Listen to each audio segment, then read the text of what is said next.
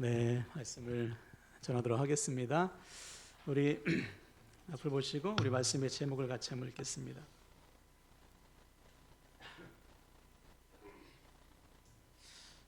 보이시죠? 우리 같이 읽습니다. 시작. 그날을 준비하십시오. 아멘. 그날을 준비하십시오라는 제목으로 하나님 말씀을 전하도록 하겠습니다. 우리 앞뒤 적어 보시고 우리 마음을 담아서 축복하겠습니다. 사랑합니다. 축복합니다. 아멘. 기도가 너무 은혜스러워가지고 설교 안 해도 될 것 같아요, 그죠? 아이고 주님 감사합니다. 벌써 이제 6월 셋째 주일인데요. 올해 우리 교회의 목표 복음으로 사는 교회죠. 복음을 알고 복음을 전하는 증인된 삶을 살아가야 되는데 복음이 뭐냐? 예수님 자체라고 했습니다. 나 같은 죄인을 사랑하셔서 이 땅에 오시고 나의 죄를 대신하여 죽으시고 부활하신 그 놀라우신 사랑, 그 은혜 자체가 복음이고 이 복음을 믿는 자에게 주시는 구원과 영생, 하나님의 나라가 복음이라고 했습니다. 그래서 우리가 복음을 믿는다는 것은, 복음으로 살아간다는 것은 복음이신 주님을 믿는 것인 동시에 복음이신 주님을 전하는 복음의 증인으로 사는 것을 말하죠. 그때 우리 삶에는 반드시 복음의 능력, 복음의 열매가 나타난다. 그런데 안타깝게도 적지 않은 그리스도인들이 삶 속에서 복음의 능력을 경험하는 게 조금 부족합니다. 왜 그럴까요? 이유는 복음을 전하지 못하기 때문에 그렇습니다. 복음을 전하지 못하기도 하고 복음을 전하지 않기도 하고. 왜 못 전하고 안 전할까요? 믿음이 없어요. 내가 복음을 전한다고 저 영혼이 살까? 저 사람이 내가 전하는 복음을 받아들일까? 미리 걱정부터 해요. 걱정. 근데 그렇지 않습니다, 여러분. 복음은 반드시 능력이 있습니다. 자, 우리 성경을 약속 한번 읽어볼까요? 로마서 1장 16절 있습니다. 시작. 내가 복음을 부끄러워하지 아니하노니 이 복음은 모든 믿는 자에게 구원을 주시는 하나님의 능력이 됨이라. 아멘. 복음은 모든 믿는 자에게 구원을 주시는 하나님의 능력입니다. 그러므로 우리가 해야 될 것은 뭐냐면 때를 얻든지 얻지 못하든지 항상 힘써 복음을 전하는 거예요. 나머지 그 다음은 하나님 소관이시죠. 그래서 우리는 우리에게 맡겨진 복음을 우리 곁에 있는 사람들에게 열심히 전하기만 하면 된다. 그러면 하나님께서 하나님의 때에 복음의 열매를 맺게 하실 것입니다. 그럼 이 사실을 믿으시고 우리 주변에 복음이 필요한 사람들 많잖아요. 그분들에게 담대히 힘써 복음을 전하는 올 한 해가 되시기를 주님의 이름으로 간절히 축원을 드립니다. 자, 오늘은 누가복음 마지막 시간인데 지난 시간 복습을 좀 할게요. 지난 시간에는 부자 2명을 만났죠. 누가복음 18장의 부자 관리와 누가복음 19장의 부자 삭개오. 이 두 사람은 주님을 찾아왔습니다. 모두가 부러워하는 부자였지만 이들에게는 채워지지 않는 공허함이 있었어요. 당연하죠. 여러분, 하나님은 인간을 창조하실 때 육신만 창조하시지 않았습니다. 영을 창조하셨어요. 그렇죠? 그 코끝에 하나님의 생기 영을 훅 불어넣으셔서 우리를 영적인 존재로 창조하셨습니다. 그래서 세상의 것으로는 만족이 안 돼요. 네. 반드시 영적인 만족이 채워져야 되는 것이죠. 그래서 이 부자 청년이 관리가 주님을 찾아와서 묻습니다. 영생에 대해서 묻죠. 어떻게 영생을 얻게 됩니까? 그러자 주님께서 아주 정확한 답을 주셨어요. 어떤 답입니까? 내 재산을 다 팔아 가난한 자들에게 나누어 주고 그리고 나서 나를 따르라. 영생은 누구에게 주어집니까? 주님을 따르는 자. 근데 이 말씀을 듣고 이 부자 관리는 어떻게 했어요? 근심하면서 그 길을 떠나죠.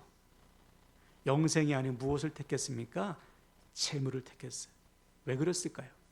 재물이 나를 살린다는 사실을 믿고 있기 때문에.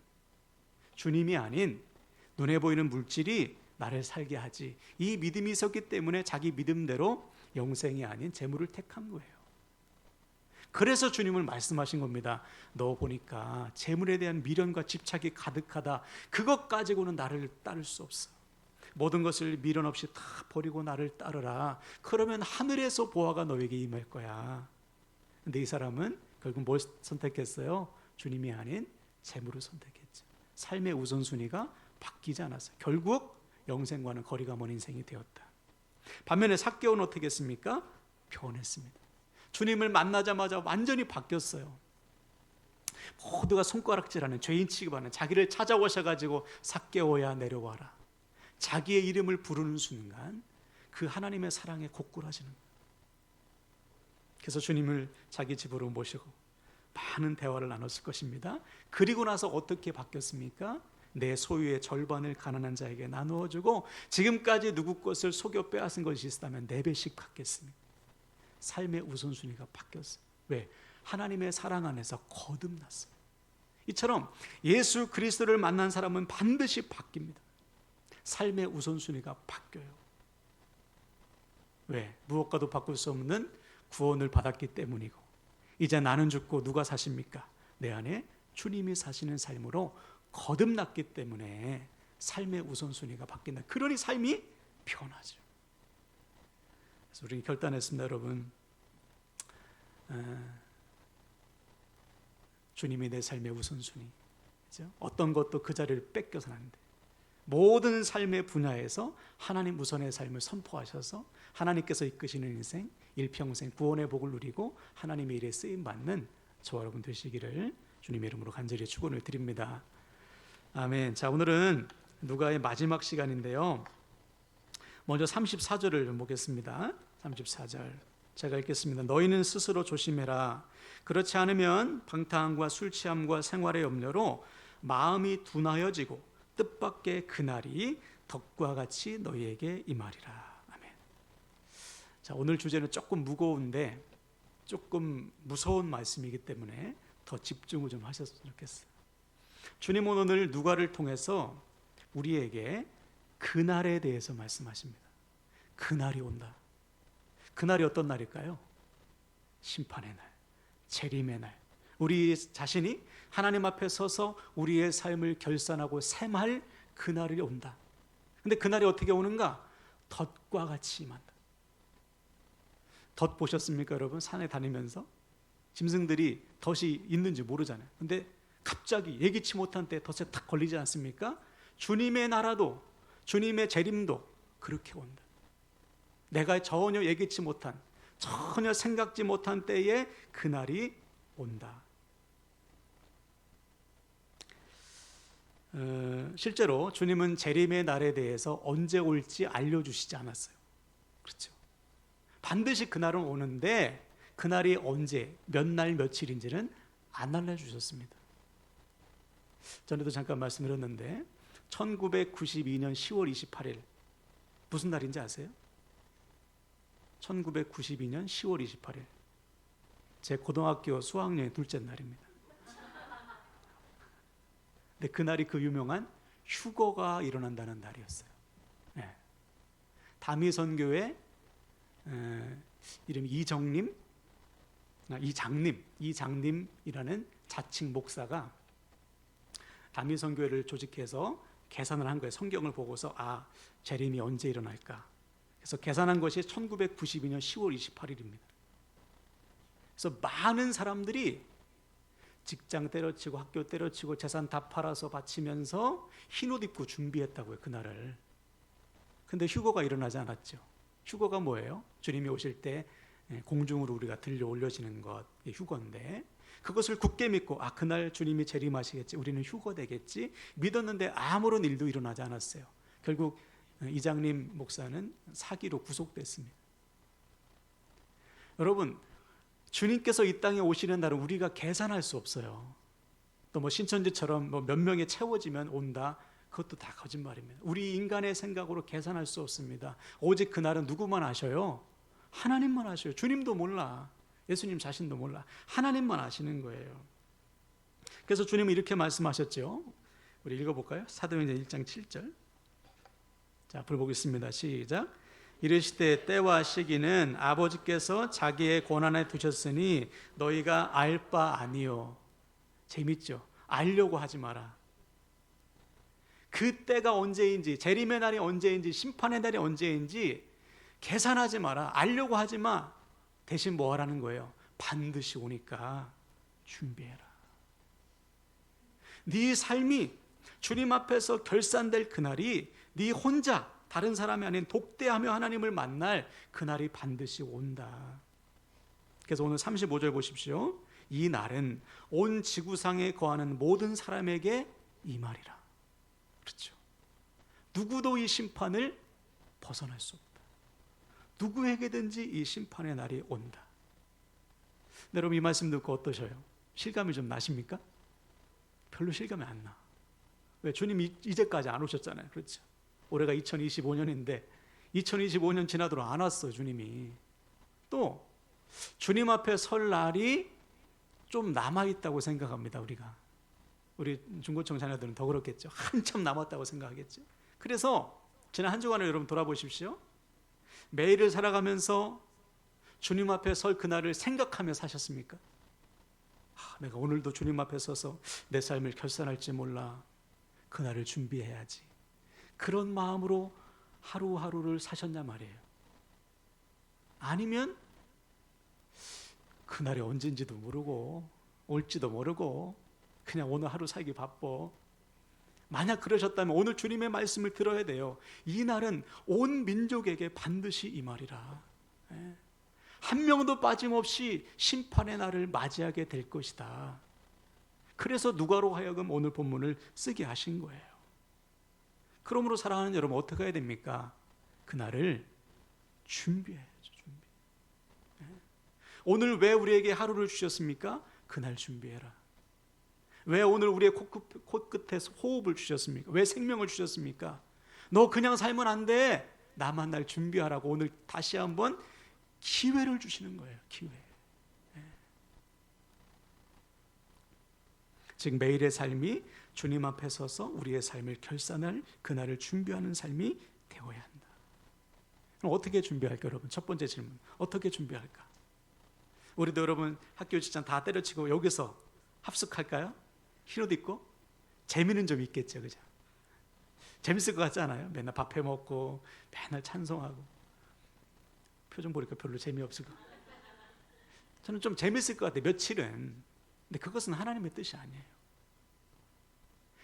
알 바 아니다 하신 말씀 다음에 바로 이 말씀 주신 거예요. 읽어볼까요? 1장 8절 시작. 오직 성령이 너에게 임하시면 너희가 권능을 받고 예루살렘과 온 유대와 사마리아와 땅끝까지 이르러 내 증인이 되리라 하시니라. 아멘.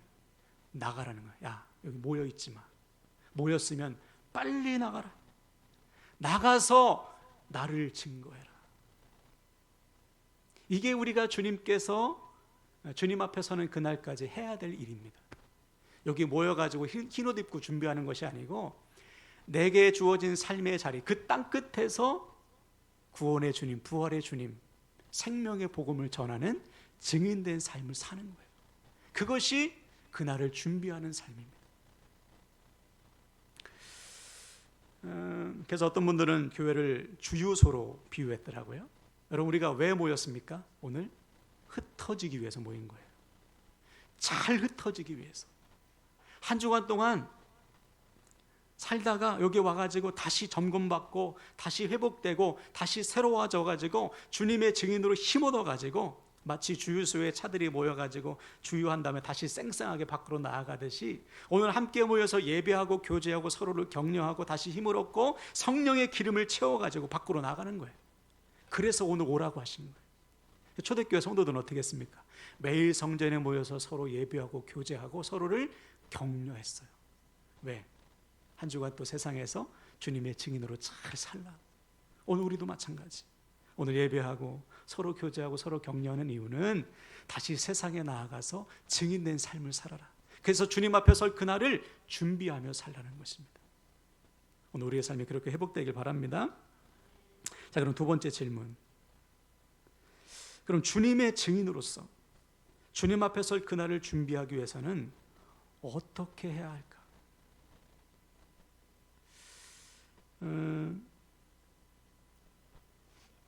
초대교회를 통해서 역사하신 하나님은 우리를 통해서도 역사하시겠죠. 아멘이십니까? 사도행전 2장에 나타난 놀라운 구원의 역사가 오늘날에도 일어날 거잖아요. 성도들이 나가서 복음을 전하고 주님을 증거했더니 칭송받는 교회가 되고, 구원받은 자의 수가 날마다 더해지며 제자의 수가 심히 많아지는 구원의 역사, 부흥의 역사가 나타났다면, 오늘 우리도 그렇게 하면 하나님께서 동일하게 역사하시지 않겠습니까? 그래서 말씀을 주신 거잖아요. 야, 초대교회 성도들 이렇게 했어. 너희도 이렇게 하면 돼. 그날을 바라보면서, 그날을 준비하면서 그렇게 살면 돼. 이게 안 되면 우리의 삶은 헛된 삶이 되는 거예요. 솔로몬이 뭐라고 고백했습니까? 전도서 12장 2절에 헛되고 헛되며 헛되고 헛되니 모든 것이 헛되다. 왜 헛된 삶을 살았을까요? 솔로몬이 이렇게 고백했어요. 그 이유를 말합니다. 전도서 12장 14절 시작. 행위와 모든 은밀한 일을 선악간에 심판하시리라. 아멘. 깨달았어요. 아, 내가 왜 헛된 삶을 살았지? 열심히 살았는데 왜 내 삶을 헛됐지? 하나님의 심판을 생각하지 않으면 그 삶은 헛되다. 이것을 인생의 말년에 죽기 전에 깨달은 거예요, 솔로몬이. 그래서 전도서를 막 쓴 겁니다. 우리 자녀들에게 알려주려고, 믿음의 후배들에게 알려주려고. 야, 니들 창조주 하나님을 생각하고 그 심판의 날을 생각해야 나처럼 헛된 삶을 살지 않아. 오늘부터 하나님 앞에 설 날을 준비하며 살아라. 그래서 전도서를 쓴 겁니다. 자기 유언처럼. 오늘날 우리도 마찬가지예요. 내가 심판의 날을 준비하지 않으면 우리 삶은 헛될 수밖에 없습니다. 자, 그럼 두 번째 질문. 어떻게 해야 그날을 준비할 수 있을까? 저절로 막 주님의 증인된 삶이 사라지나요? 오늘 아침에 눈 딱 뜨자마자 막 증인으로 막 사라져요? 안 돼요, 여러분. 살아야 될 것을 알지만 잘 안 되는 게 이것입니다. 신앙생활 어렵잖아요, 여러분. 네. 아주 단순한 삶이지만 이게 쉽지 않다고요. 훈련되지 않으면. 자, 그래서 오늘 본문에 보니까 주님께서 우리가 증인으로 살기 위해서는, 주님 앞에 설 날을 준비하며 살기 위해서는 요 두 가지만큼은 꼭 실천해라. 주님이 알려주신 게 있어요. 자, 첫 번째 36절을 보세요. 제가 읽겠습니다. 그러므로 너희는 장차 올 이 모든 일을 능히 피하고 인재 앞에 서도록 항상 기도하며 깨어 있으라 하시니라. 한번 따라할까요? 항상 기도하며 깨어 있으라. 이게 첫 번째 실천사항이에요. 우리가 이 땅에서 주님의 증인된 삶을 살고 주님 앞에 서는 그날을 준비하기 위해서는 항상 기도하며 깨어 있어야 합니다. 여기서 깨어 있다는 게 뭘까요? 깨어 있다. 헬라어로 아그립네오라는 단어인데 파수꾼이 잠들지 않는 겁니다.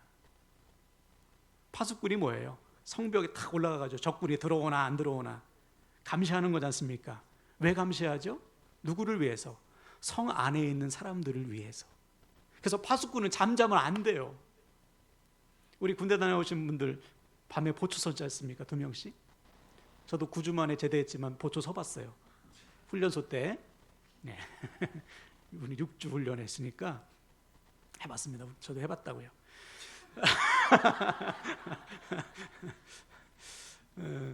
무슨 얘기했죠? 아, 성벽에서 파수꾼이 잠들면 자기만 죽는 게 아닙니다. 누구까지 죽어요? 성 안에 있는 사람까지 다 죽잖아요. 하나님 우리를 파수꾼으로 세우셨어요. 쉬지 말고 기도할 것을 명령해 주셨습니다. 그래서 잠들지 않는다는 것은 경계하는 거예요. 사단의 공격이 있나 없나, 무엇이 하나님의 뜻인가 아닌가 늘 살피는 겁니다. 이것이 깨어있는 것입니다. 근데 언제 이것이 가능하다고요? 항상 기도할 때만. 항상 기도할 때만 깨어있을 수 있어요. 그래서 그때 하나님의 뜻을 분별하고 하나님의 부르심대로 살아갈 수 있는 것이죠. 반면에 기도하지 않으면 어떻게 될까요? 잠들어요. 잠들어. 34절 다시 볼까요? 너희는 스스로 조심하라. 그렇지 않으면 술 취함과 생활의 염려로 마음이 둔하여진다. 방탕과 술 취함과 생활의 염려로 마음이 둔해진다는 게 뭐죠? 영적으로 무감각해진다. 잠든다 이 말이에요. 그러니 어떻게 하나님의 뜻을 분별할 수 있겠어요? 그저 눈에 보이는 대로 상황에 지배당할 수밖에 없는 것입니다. 잠들면. 자, 그래서 주님이 일찍이 우리에게 이렇게 명령하셨잖아요. 마태복음 26장 41절 읽습니다. 시작. 시험에 들지 않게 깨어 기도하라. 마음에는 원이로되 육신이 약하도다 하시고. 아멘. 시험에 들지 않기 위해서는 깨어 기도하는 수밖에 없다. 여러분, 이게 어떤 상황이에요? 주님이 마지막 기도, 십자가를 앞에 두고 마지막 기도, 제자들을 3명 딱 데리고, 베드로, 야고보, 요한 딱 데리고, 야, 나와 함께 오늘 기도해다오 부탁했어요.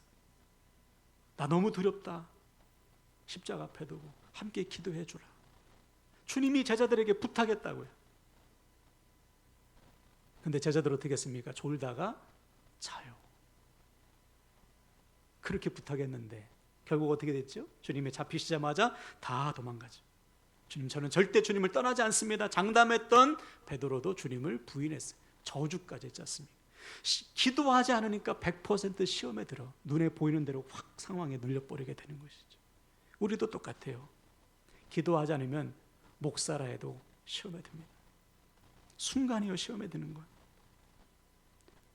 주님의 뜻 증인된 삶 생각지도 못해. 생각도 안 나. 그냥 매일 하루하루를 그냥 눈에 보이는 대로 내 감정에 따라서, 욕망에 따라서, 환경에 따라서 그냥 흘러가듯 사는 거예요. 그러니 어떻게 주님의 그날을 준비합니까? 안 되죠. 그리고 생각해 보세요. 내가 잠들면 나만 죽는 게 아닙니다. 내가 품고 있는 성 안의 모든 사람이 다 죽어요. 내 자녀들, 가족들, 내가 품은 영혼들이 다 같이 망한다고요. 무서운 거예요.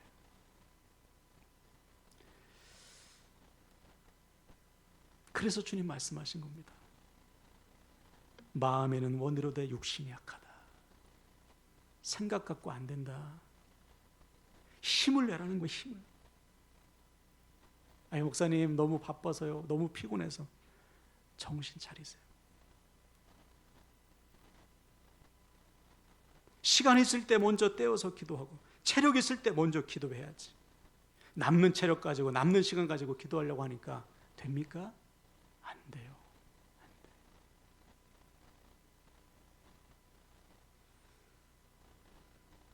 주님의 말씀을 들어야 돼요. 항상 기도하고 깨어 있어야 된다. 그럼 사랑하는 여러분, 오늘부터 주님의 명령을 따라서 늘 깨어 기도하시기 바랍니다. 하나님의 뜻을 분별하시고 주님의 증인으로서 증인된 삶을 힘차게 살아가시길 바랍니다. 자, 두 번째 실천사항 38절 눈으로 보세요. 모든 백성이 그 말씀을 들으려고 이른 아침에 성전에 나아가더라. 그렇죠. 주님께서 알려주신 두 번째 실천사항은 뭐냐면 매일 말씀을 가까이 해야 돼요. 매일. 당연하죠, 여러분. 말씀이 없는데 어떻게 말씀대로 삽니까? 그렇죠? 말씀은 능력인데 우리가 말씀을 듣고 순종할 때 성령이 역사하는데 우리가 말씀대로 살지 않으면 성령께서 역사하지 않아요. 그리고 가장 중요한 것은 말씀이 없으면 엉뚱한 길로 갑니다. 말씀이 없으면. 자, 볼까요? 우리 시편 119편 105절 시작. 주의 말씀은 내 발의 등이요 내 길의 빛이니이다. 그렇죠. 주님의 말씀은 내 걸음을 인도하는 등이라는 거예요. 그래서 그 등을 따라서 가는데 말씀이 없으면 어디로 갑니까? 엉뚱한 길로 가는 거예요. 열심히 사는데 딴 길로 가는 것이죠. 헛된 삶이 될 수밖에 없다. 그래서 우리는 늘 말씀을 가까이 해야 된다. 근데 이런 경우도 있어. 말씀을 가까이는 하는데 말씀대로 안 사는 경우. 그것도 헛돼요. 여러분, 창세기부터 요한계시록까지 내가 다 외운다. 아무 소용없습니다. 그대로 살아야죠. 한 구절이라도 그대로 살아야죠. 오늘 저 여러분이 오늘 왜 말씀을 듣죠? 이 말씀대로 살기 위해서 듣죠.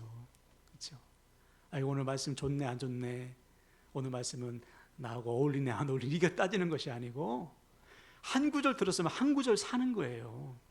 그래서 하나님께서 오늘 우리를 이 자리에 불러주셔가지고 저를 통해서 하나님의 말씀을 대언케 하시는 겁니다. 그런데 내가 말씀을 듣고 말씀대로 살지 않으면 아무런 소용이 없는 것이죠. 말씀의 능력을 경험할 수 없어. 그래서 성경이 이렇게 명령해요. 야고보서 1장 22절 아주 무서운 말씀인데 없습니까? 제가 읽게요.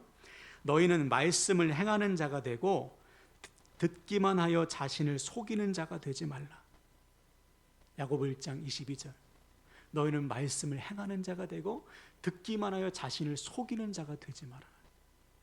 말씀 듣는 거 중요하죠. 근데 그것으로 끝나면 아무 소용없다. 삶의 변화가 없어. 오히려 자신을 스스로 속인다는 거예요. 나는 말씀을 많이 알지, 많이 들었지. 그것 가지고는 안 된다는 것입니다. 듣고 행하는 자가 될 때, 그때 우리 삶의 역사가 나타나요. 그래서 주님은 말씀을 듣고 행하지 않는 사람을 뭐에 비유했냐면 모래 위에 집을 지은 사람이라고 비유했어요. 겉으로 볼 때는 집이 똑같아요. 근데 문제가 닥칠 때 말씀을 듣고 행한 사람은 무너지지 않습니다. 왜? 믿음의 뿌리가 박혀요. 마치 반석 위에 지은 집처럼 흔들리지 않는 것이죠. 반면에 말씀대로 행하지 않는 자는 모래 위에 집을 지은 것과 같아요. 조금만 문제가 일어나도 와르르 집이 무너지는 것이죠. 그래서 주님 오늘 우리에게 말씀하시는 거예요. 말씀을 가까이 해라. 그러므로 사랑하는 여러분, 말씀을 늘 가까이 하시고 말씀대로 사시길 축복합니다. 오늘 한 구절 들었으면 한 구절대로 사는 거예요. 여러분이 오늘 이 전하는 20-30분의 말씀을 다 순종하지 못하죠. 그렇죠? 그러나 내 가슴에 탁 박히는 말씀 있잖아요. 그 말씀 한번 순종해 보는 거예요. 그동안 내가 순종하지 못했던 말씀, 저 말씀은 내가 도저히 순종하지 못하겠어. 그 말씀 한번 순종해 보는 것입니다. 그럼 반드시 능력을 경험해요. 그럼 내 삶이 변화되는 것이죠. 마치 여러분 땅에 씨앗을 딱 심으면 처음에는 땅이 씨를 먹는 것처럼 보여도 나중에는 씨가 땅을 먹고 자라요. 열매를 맺습니다. 말씀도 마찬가지죠. 제가 아멘 하고 우리가 먼저 말씀을 내가 받아들이는 것 같아도 나중에는 이 말씀이 나를 이끌어가는 거예요. 이끌어갑니다. 그렇게 말씀의 능력을 경험하길 바랍니다. 자, 지금 말씀을 마무리하는데 오늘 우리는 두 가지를 붙드셔야 돼요. 첫 번째, 우리는 반드시 주님 앞에 서서 우리의 삶을 결산해야 됩니다. 우리 모두에게 심판의 날이 반드시 임한다. 어떻게 해야 됩니까? 그날을 준비해야죠. 두 번째, 어떻게 준비합니까? 두 가지. 깨어 기도하는 것. 두 번째, 말씀대로 사는 것. 그때 우리는 증인된 삶을 살아낼 수가 있다. 여러분, 오늘부터 항상 기도하시고 말씀대로 순종하셔서 주님 앞에 서는 그날까지 그날을 준비하는 주님의 증인들이 되시기를 주님의 이름으로 간절히 축원을 드립니다. 아멘, 아멘.